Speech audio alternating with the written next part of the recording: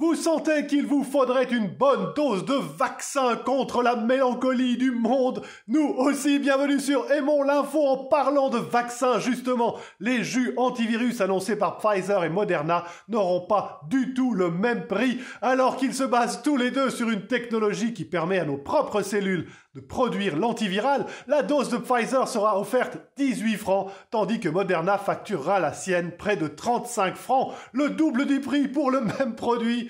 Pas tout à fait. Le vaccin de Moderna contient 100 microgrammes de principe actif, tandis que celui de Pfizer se contente de 30. Du coup, il est plus long et plus difficile à produire. Par contre, son transport et son stockage final sont plus simples et moins coûteux, puisqu'il peut être conservé 30 jours dans un frigo tout à fait ordinaire.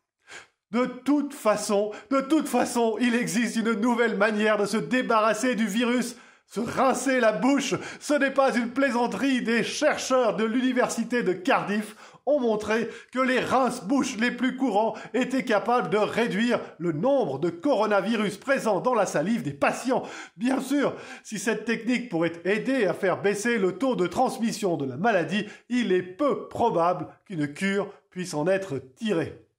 Enfin, le Bitcoin explose et personne n'en parle. Cette monnaie numérique qui a tant fait parler d'elle en 2017 avait vu depuis sa valeur et sa célébrité plonger de conserve. Voilà pourtant que le Bitcoin dépasse désormais les 18 000 $ et qu'il approche petit à petit de son plus haut, autour de 20 000.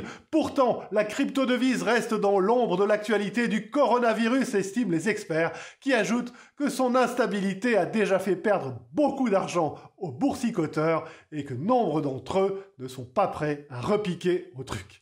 Quant à vous, prenez bien soin de vous.